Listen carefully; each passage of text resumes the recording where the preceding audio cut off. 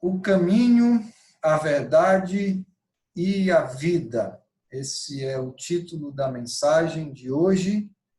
Nós vamos meditar nesse texto e eu convido que você leia comigo mais uma vez o texto de João, capítulo 14, o verso de número 6, que inclusive é o versículo mais conhecido desse trecho.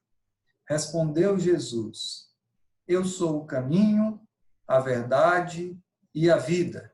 Ninguém vem ao Pai a não ser por mim.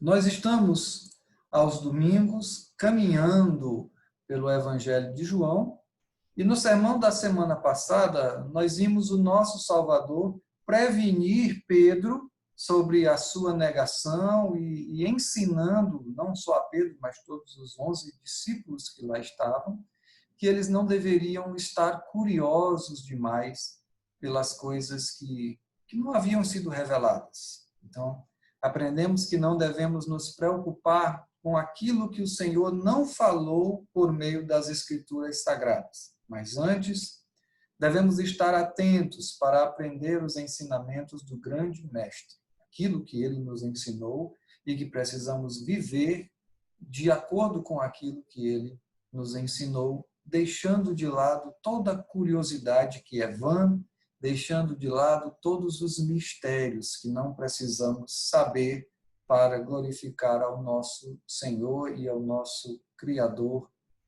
Vimos também, irmãos, que Jesus respondeu à pergunta de Pedro com a seguinte expressão: agora não, Pedro, mais tarde. E assim, ele também nos responde para mostrar que todas as coisas têm um momento exato para acontecer, porque Jesus mesmo predestinou todos esses acontecimentos, tudo foi predeterminado por ele, tudo que acontece na história humana já foi escrito por Deus desde os tempos eternos. Então, ele tem o momento exato para que as coisas aconteçam. Hoje, a nossa afirmação é a seguinte: só Jesus é o caminho para a reconciliação com Deus e, por isso, só Jesus pode salvar os pecadores do juízo divino. Mas em que nós nos baseamos para afirmar, na era da sociedade fluida, na era em que não temos mais verdades absolutas no mundo, em que nós nos baseamos para afirmar categoricamente que somente Jesus pode salvar os pecadores? Será que não existiria outra maneira de receber o perdão divino? Não existiria outra maneira de ser aceito diante de Deus? Será que apenas o cristianismo está certo e todas as demais religiões do mundo estão erradas? O budismo, o islamismo, que hoje é a maior em número de fiéis, zoroastrismo, que nem é tão conhecido no Brasil, catolicismo, que já é bastante conhecido, o umbandismo, o autoespiritismo e por aí vai. Será que todos os outros estão errados, irmãos, e somente nós estamos certos? É isso que nós vamos ver hoje nesse texto de João 14. Nós devemos partir da premissa que somente a Bíblia é a palavra de Deus, senão não vamos chegar em lugar nenhum. Ou seja, nós acreditamos 100% que a resposta verdadeira, não apenas para essa, mas para qualquer outro tipo de pergunta, só pode ser encontrada nas Sagradas Escrituras. Por isso, vamos buscar essas respostas na Bíblia. Se você não acredita que somente a Bíblia é a palavra de Deus, se você crê que a revelação que foi dada individualmente para alguém, se você crê que os escritos papais são palavra de Deus, esse sermão só vai servir para mostrar a sua real situação diante de Deus. O Evangelho de João, e essa passagem especificamente, que vai aí até o versículo 12, né, do versículo 1 até o versículo 12, eles são muito práticos. O capítulo começa com as seguintes palavras de Jesus: não se perturbe o coração de vocês. Creiam em Deus, creiam também em mim.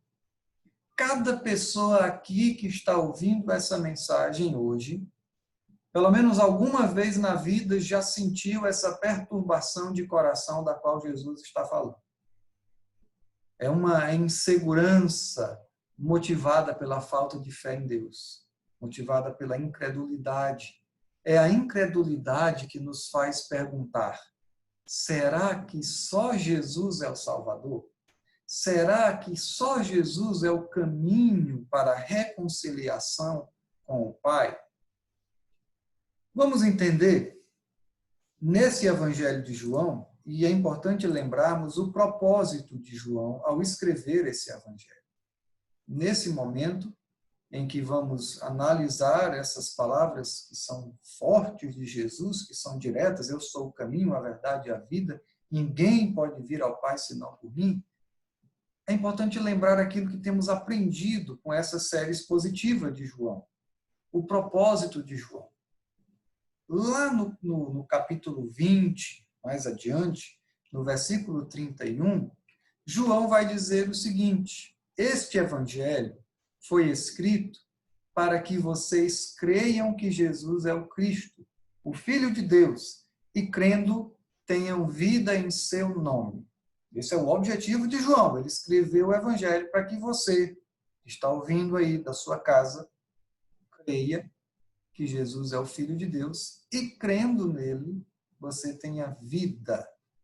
E quando João diz vida em seu nome, ele se refere ao nome de Jesus, é claro. Ele não se refere ao nome de Buda, ele não se refere ao nome de Maomé, ele não se refere ao nome dos papas que já passaram, ele não se refere ao nome de outra pessoa, ele se refere ao nome de Jesus. Jesus é o Cristo, o Messias, o Filho de Deus, ele é divino, ele é um com o Pai. E eu estou escrevendo esse evangelho para que você creia nisso. Ou seja, somente por meio da fé em Jesus nós podemos ter vida verdadeira, vida com Deus. Quem não tem vida com Deus não tem vida, está morto em seus delitos e pecados. Somente por meio de Jesus Cristo nós somos reconectados a Deus e recebemos vida eterna em seu nome. Veja, é uma vida que começa agora e vai durar por toda a eternidade.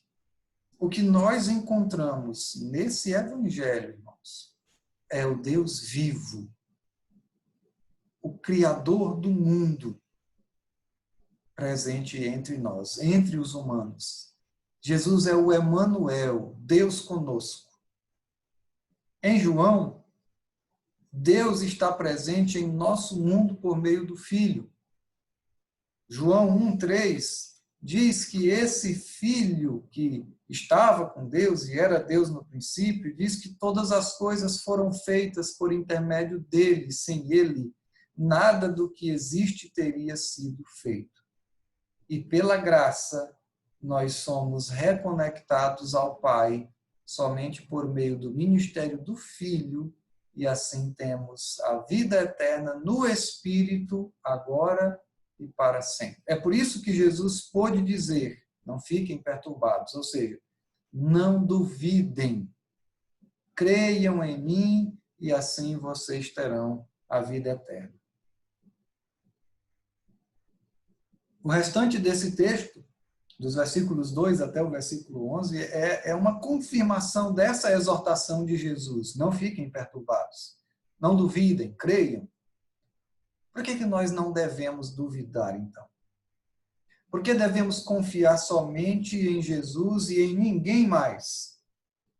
Nesse texto, Jesus nos dá 5 razões para crermos que somente Ele é o Salvador. Então, sente-se aí, fique bem confortável, porque esse é um sermão de 5 pontos. E o primeiro deles: na casa de meu Pai há muitos aposentos, ou as traduções mais tradicionais dizem há muitas moradas. Os versículos 2 e 3 dizem assim: na casa de meu Pai há muitos aposentos. Se não fosse assim, eu lhes teria dito: vou preparar-lhes lugar. Se eu for e lhes preparar lugar, voltarei e os levarei para mim, para que vocês estejam onde eu estiver. A casa de Deus é grande. Deus não habita em templos. Deus não habita em nenhum outro lugar feito por mãos humanas. Esse negócio de dizer que templo é casa de Deus, você pode até dizer, mas Jesus discorda do seu pensamento. A casa de Deus é grande. Na casa dele há muitos aposentos, há muitos quartos. Não vai faltar espaço na casa do Pai. E veja aí no final do versículo 2, há um lugar para você. Jesus disse, vou preparar-lhes lugar. A casa de Deus está reservada para os filhos de Deus. Seus filhos vão morar com ele em sua casa. E a casa tem muito espaço. Há um lugar projetado, preparado para cada um dos discípulos de Jesus. Um lugar para cada um dos seguidores de Jesus. E isso inclui você, se você for um discípulo de Jesus. Se você crer somente em Jesus. Isso quer dizer que, apesar de sermos discípulos falhos, de sermos seguidores pecadores, que seguimos a Jesus de uma forma tão imperfeita, nós não podemos deixar surgir a dúvida, deixar essa turbulência, essa perturbação de espírito em nossos corações. Essa é a exortação de Jesus. Creia somente em Jesus. Confie somente em Jesus. Não deposite a sua fé, não deposite a sua confiança em mais ninguém, seja alguém que já morreu ou que ainda está vivo. Confie somente em Jesus, porque assim você terá um lugar na casa dele. E não um lugar qualquer, não é um cantinho, é um lugar de filho. Mas nós só somos filhos de Deus mediante a fé em Jesus. João 1,12 afirma isso. Aos que o receberam, aos que creram em seu nome, deu-lhes o direito de se tornarem filhos de Deus. Filho de Deus só é quem crê no nome de Jesus. Só é quem crê verdadeira e somente em Jesus. O segundo motivo pelo qual Jesus nos exorta, não duvidem, creiam. Ele diz assim, vou preparar-lhes lugar. Mais uma vez, os versos 2 e 3. Na casa de meu pai há muitos aposentos. Se não fosse assim, eu lhes teria dito, vou preparar-lhes lugar.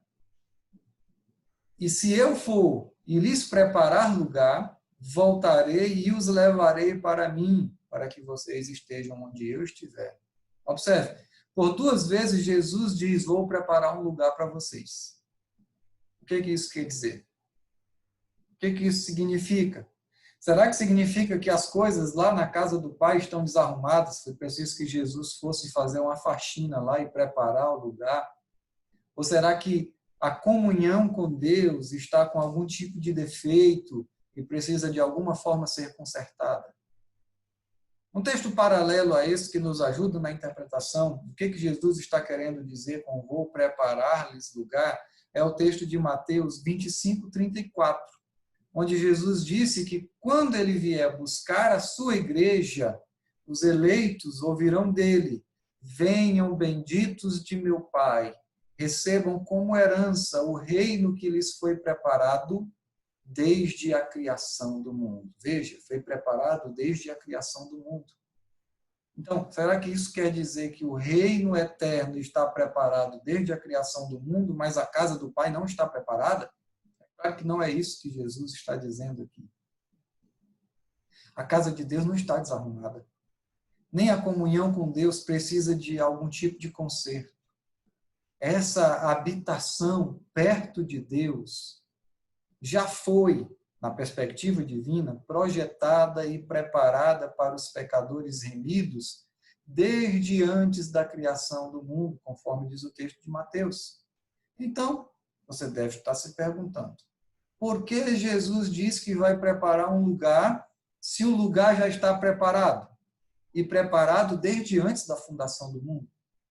O sentido do que Jesus disse nessa frase é a seguinte: alguma coisa ainda não estava pronta. Algo ainda não estava terminado quando Jesus falou: vou preparar-lhes lugar. E o que não estava preparado era o meio pelo qual nós, os pecadores, poderíamos viver na presença de Deus. O pecado ainda não havia sido expiado, porque Jesus não tinha morrido na cruz. Nesse texto, Jesus é o Cordeiro de Deus que estava prestes a ser morto. A ira de Deus, a condenação, a justiça de Deus ainda não tinham sido satisfeitas. Jesus ainda não havia se tornado maldição por nós. E diga, olha que palavra forte é essa que o pastor está usando, que Jesus se fez maldição por nós. Foi exatamente isso que Paulo escreveu aos Gálatas, no capítulo 3, versículo 13. Cristo nos redimiu da maldição da lei, quando se tornou maldição em nosso lugar, pois está escrito: maldito todo aquele que for pendurado no madeiro. Por isso nós podemos dizer que somente Jesus Cristo salva o pecador.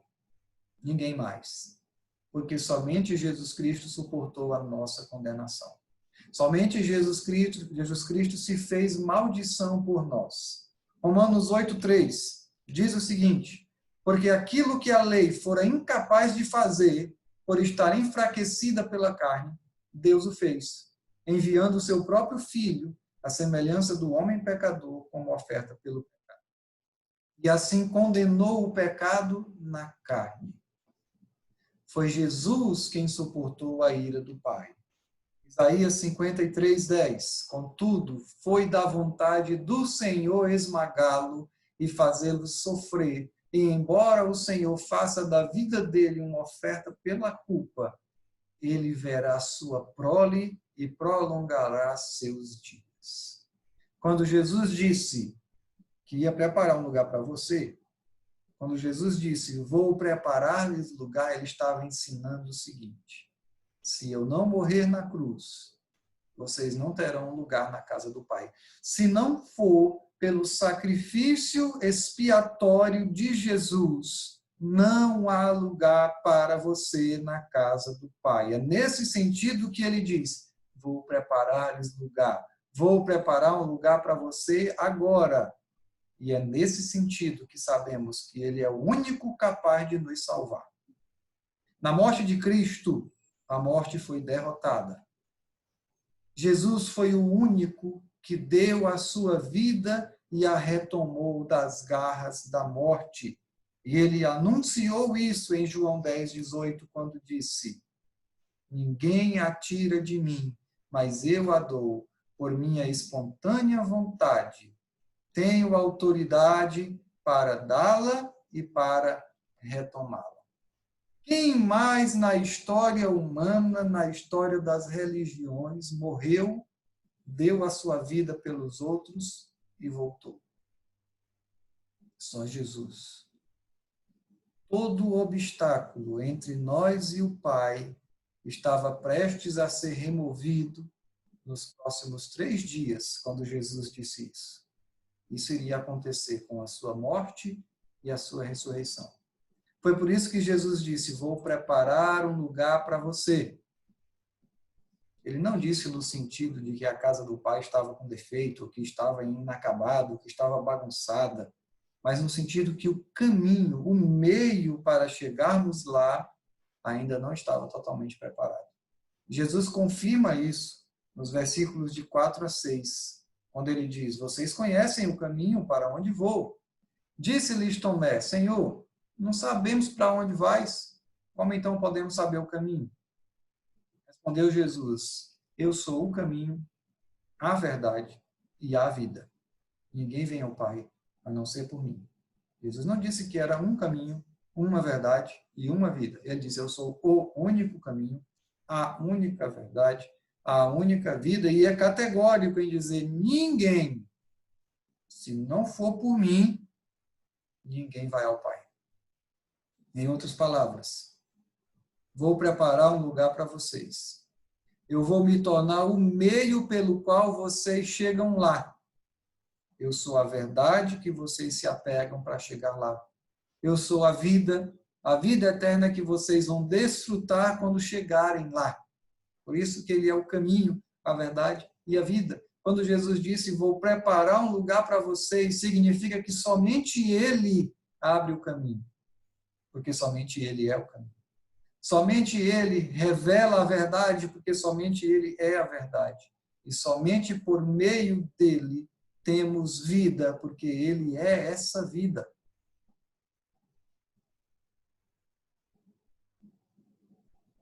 E aí Tomé e os outros discípulos, e você e eu, mas não precisamos ficar com os nossos corações aflitos, porque somos seguidores imperfeitos, porque somos pecadores, porque somos merecedores da ira, indignos de Jesus. O nosso pecado não significa que nosso lugar na casa do Pai não vai estar disponível.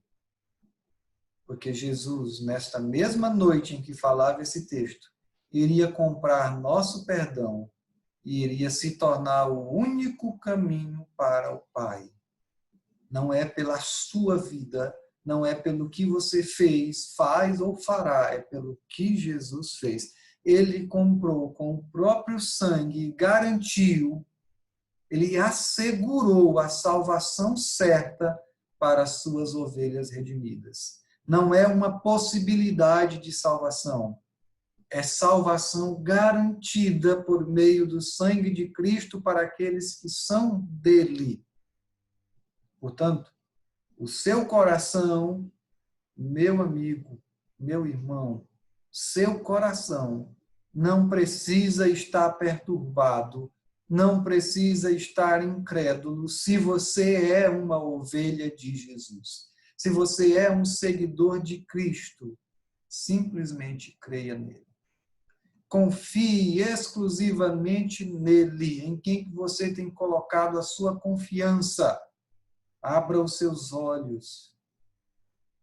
Somente Jesus é o Salvador da espécie, da raça humana. Ninguém mais. Existe outra explicação. Por que Jesus disse, vou preparar-lhes um lugar? E essa é ainda mais surpreendente. É o terceiro ponto da nossa mensagem. Jesus vai nos levar para ele. O versículo 3 diz assim, se eu for e lhes preparar lugar, voltarei e os levarei para mim, para que vocês estejam onde eu estiver.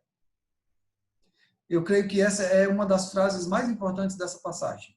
Se eu for e lhes preparar lugar, voltarei e os levarei para mim, para que vocês estejam onde eu estiver. Primeira coisa que eu quero que você note, Jesus não está falando da sua segunda vinda, está falando da sua ressurreição. Voltarei. Jesus disse, eu vou levar vocês para mim. Onde eu estiver, vocês também estarão. Isso muda o sentido da palavra casa do Pai. Muda a casa do Pai de um lugar para uma pessoa. A casa do Pai é uma pessoa e não um lugar. O céu, o paraíso, é a presença de uma pessoa. Onde Jesus está presente, o céu, a morada de Deus também está. Afinal, o que é o céu? Você acha que o céu é um lugarzinho cheio de nuvens, onde os anjinhos ficam tocando harpa o dia todo? Qual é a essência do céu? A essência do céu é a presença de Jesus. Então, quando Jesus diz, eu vou preparar um lugar para vocês, não é de um lugar físico que ele estava falando. Ele estava falando de si mesmo. Vou e volto e vocês estarão onde eu estiver. Jesus é nosso lugar na casa do Pai.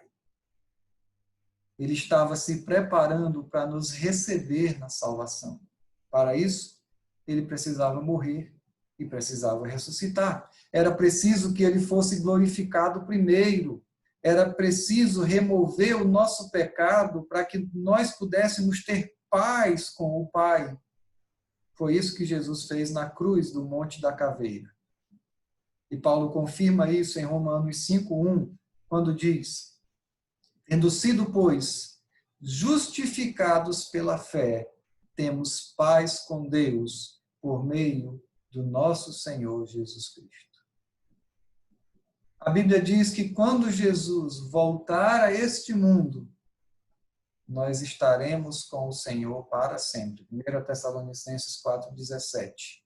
E talvez você esteja pensando, essas promessas são maravilhosas.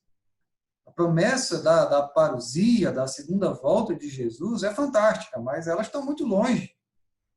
Elas estão muito distantes. O que causa a perturbação, o que causa a turbulência de dúvida, a falta de fé no meu coração agora, é que eu não sei o que é melhor para mim agora. Eu não sei o que é melhor para os meus filhos. Meu casamento é frágil, é sem amor, minha saúde está minguando, eu não suporto mais meu trabalho. Ou então, eu sou tão solitário. Se Jesus não quer que o meu coração fique perturbado agora, ele deveria ter deixado algum encorajamento para a minha fé agora. Algo mais perto, algo mais próximo do que a sua segunda vinda. E é aqui que Jesus dá uma virada surpreendente nesse texto, porque ele não está falando da sua segunda vinda. Veja o que Filipe diz no versículo 8. Disse Filipe: mostra-nos o Pai e isso nos basta. O que Filipe disse para Jesus, ele olhou para Jesus e disse: Senhor, nós não queremos ver o Pai um dia. Nós queremos vê-lo agora. A mesma curiosidade e a mesma presunção que vimos em Pedro no capítulo anterior. Queremos ver o Pai agora. Queremos tudo resolvido agora. Queremos todas as dúvidas sanadas agora. E se nós vermos o Pai agora, aí isso vai ser suficiente. E isso basta. Interessante essa palavra basta. Porque no grego ela é a mesma palavra usada por Paulo em um dos textos que eu mais gosto dos escritos paulinos, que é 2 Coríntios 12:9. Observe o uso da palavra basta aqui. Minha graça é suficiente. É o mesmo termo. A minha graça basta para você, pois o meu poder se aperfeiçoa na fraqueza. Mas Filipe disse: queremos ver o Pai, e isso basta. Deus diz: a minha graça basta. A minha graça é suficiente. Então você quer ter todos os seus problemas resolvidos imediatamente?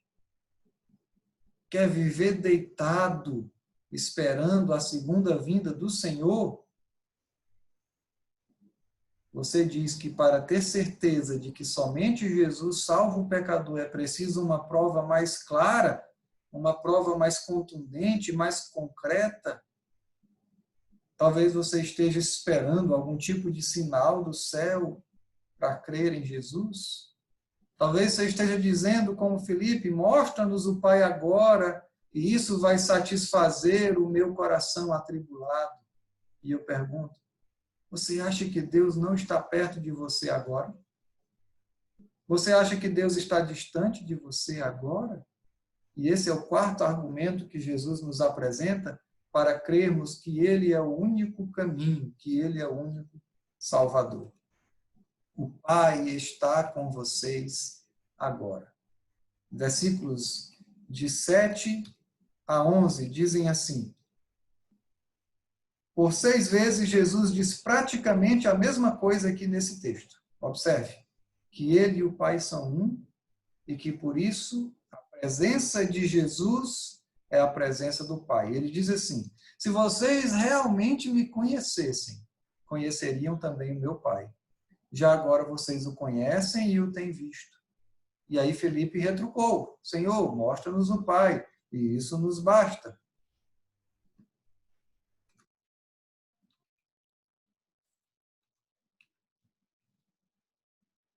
Versículo 9. Jesus respondeu: você me conhece, Filipe. Você não me conhece, Filipe, mesmo depois de eu ter estado com vocês durante tanto tempo. Quem me vê, vê o Pai. Como você pode dizer, mostra-nos o Pai? Você não crê que eu estou no Pai e o Pai está em mim? As palavras que eu lhes digo não são apenas minhas, pelo contrário, o Pai que vive em mim está realizando a sua obra. Creia em mim quando digo que estou no Pai e que o Pai está em mim, ou pelo menos creia por causa das mesmas obras. Veja que Jesus diz várias vezes e de várias formas a mesma coisa. Se vocês realmente me conhecessem, conheceriam meu Pai. Agora vocês o conhecem e o têm visto. Jesus está falando, vocês me viram? Vocês me conhecem? Então conhecem o Pai e viram o Pai. Você não me conhece, Filipe? Filipe diz, eu quero ver o Pai. Jesus, você não me conhece, Filipe? Depois de ter estado com você durante tanto tempo, quem me vê, vê o Pai. Como é que você pode dizer, mostra-nos o Pai? Você não crê que eu estou no Pai e que o Pai está em mim? Eu estou no Pai e o Pai está em mim. A mesma essência, o mesmo Deus. Isso não é suficiente? E aí Filipe disse, Senhor, mostra-nos o Pai, isso nos basta. Jesus mostrou o Pai para ele. Jesus disse, o Pai está aqui, tão perto de você quanto eu estou. E aí eu pergunto para você, Jesus não é suficiente para você? O bem da verdade, irmãos, é que Jesus não tem sido suficiente para muitas igrejas, para muitas pessoas. O testemunho de Cristo, apresentado na Bíblia há muito tempo, não tem sido suficiente para atrair as pessoas. Eu sei que todos aqueles que são de Cristo, cedo ou tarde, virão a Cristo quando o Evangelho for anunciado. Não é dessas pessoas que eu estou falando. O que temos visto por aí é que eventos, programações e métodos têm recebido mais confiança do que Jesus. As pessoas têm confiado, têm acreditado mais do que acreditar em Jesus. Uma vez alguém me perguntou, pastor, qual é o método que você usa na sua igreja? Eu respondi, o método de Cristo. E a pessoa insistiu, mas então vocês não fazem nada para atrair as pessoas? E eu respondi, nós pregamos, nós ensinamos e nós buscamos viver a Bíblia. O que pode ser mais atraente do que isso? A pessoa não disse nada, mas pela cara que fez, eu sei o que ela pensou. E o que ela pensou foi o seguinte, é por isso que a sua igreja não é a maior da cidade. Meu amigo, Jesus não é suficiente para você? Você pode responder, tudo bem. Jesus estava aqui nessa hora, quando falou com Filipe. O Pai também estava. Mas Jesus foi embora. O que nos leva ao último argumento sobre por que os nossos corações hoje não devem duvidar que somente Jesus é o Senhor e Salvador. E dessa vez, Jesus não estava falando apenas dos 11 que estavam com ele. Ele estava pensando em cada um de nós, não apenas nos seus apóstolos. Jesus está sempre conosco. Isso não vai acontecer apenas na sua segunda vinda. Os versículos 16 a 18. E eu pedirei ao Pai, e ele lhes dará outro conselheiro, para estar com vocês para sempre. O Espírito da verdade. O mundo não pode recebê-lo, porque não o vê nem o conhece, mas vocês o conhecem, pois ele vive com vocês e estará em vocês. Não os deixarei órfãos, voltarei para vocês. Quando esse conselheiro, o ajudador, o Espírito Santo, veio a nós, Jesus Cristo veio a nós. Quando diz no final do versículo 17, ele vive com vocês e estará em vocês. Jesus quer dizer, agora eu vivo com vocês. Eu estou com vocês. E eu estou fisicamente com vocês, mas quando o Espírito Santo vier, eu estarei com vocês espiritualmente. É por isso que Paulo disse que o Espírito de Cristo é o próprio Cristo. Ouça essas palavras surpreendentes de Romanos 8, os versículos 9 e 10. Paulo diz assim: se alguém não tem o Espírito de Cristo, não pertence a Cristo. Mas se Cristo está em vocês, o corpo está morto por causa do pecado, mas o Espírito está vivo por causa da justiça. O Espírito de Cristo é o próprio Cristo. Esse Espírito de Deus habita em cada um dos discípulos de Jesus. Todo aquele que crê verdadeiramente em Jesus Cristo tem o Espírito Santo, ou seja, o Espírito de Deus é Cristo. O Espírito Santo é um com Cristo, assim como Cristo é um com o Pai. Jesus não vai estar com a sua igreja apenas na sua segunda volta. Por mais gloriosa que ela será, mas ele está conosco agora, por meio do Espírito Santo. O Espírito Santo é o verdadeiro representante de Cristo na terra. Essa expressão bastante usada pela Igreja Católica para se referir ao Papa, dizendo que o Papa é o vicário de Cristo na terra, está redondamente errada. É o Espírito Santo que representa Cristo na terra. Jesus partiu fisicamente, justamente para poder estar perto de todos os seus discípulos, e não apenas dos 11. Ele não nos deixou órfãos. Ele veio até nós e vive em nós por meio do ministério do Espírito Santo que habita em nós. Isso não é suficiente para você? Você ainda acha que Jesus não se preocupa com a sua vida? Ele está mais preocupado com os seus pais, com o seu casamento, com a sua saúde, com o seu trabalho, com a sua solidão. Ele está mais preocupado com você do que você imagina. Sabe por quê? Porque Jesus não vive entre nós como um mero espectador. Ele não vive entre nós como um mero observador. Ele vive entre nós por meio do Espírito Santo com um poder que é agente de transformação. Ele transforma o nosso coração perturbado, inseguro e incrédulo em um coração alegre e confiante nele. Isso não é suficiente para você? O caminho, a verdade e a vida continua conosco até hoje por meio do Espírito. Por isso que ele disse no início do texto, não se turbe o vosso coração, creia no Pai, creia no Filho, creia no Espírito, creia que Jesus é o único capaz de salvar você dos seus pecados. Ele é mais que suficiente. Se você confia somente no Senhor Jesus, não deixe seu coração perturbado, porque você tem um lugar na casa do Pai. Não deixe seu coração perturbado, porque Jesus preparou o lugar para você. Ele abriu o caminho, ele é o caminho. Não deixe que o seu coração fique perturbado, porque o próprio Jesus é a sua morada. E ele virá e levará você para ele.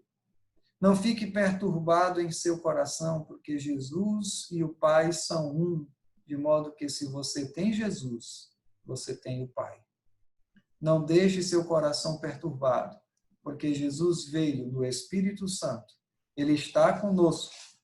Agora e para sempre, ele estará com você. Não como um mero observador, mas como um agente de mudança, como um agente de transformação, alguém que te guarda, alguém que te guia e te protege, até mesmo de você, do seu pecado. Somente Jesus salva os pecadores. Ele é suficiente para você. Creia nele e receba de graça a vida eterna. Que Jesus nos abençoe, que a sua palavra fale fortemente no seu coração, na sua mente, que transforme a sua vida, para que você seja um verdadeiro seguidor, uma verdadeira seguidora de Jesus Cristo. Vamos orar mais uma vez? Querido Deus e Pai, nós queremos te agradecer, Senhor, pela tua palavra que foi anunciada, que foi pregada aos nossos corações. Muito obrigado, Senhor, por ter providenciado o caminho, a verdade e a vida para todos aqueles que creem em Jesus. Muito obrigado ainda mais, porque nós temos a garantia de que Ele está conosco, nos guardando do mal, nos fazendo, ó Pai, perseverar na fé até o fim. E por isso nós te agradecemos, porque não éramos merecedores, porque éramos indignos de ti, indignos de sermos chamados teus filhos. Mas o Senhor nos ajuda, o Senhor nos fortalece e nos justifica por meio de Jesus Cristo, nosso Senhor. É no nome dele que nós te oramos agradecidos. Amém.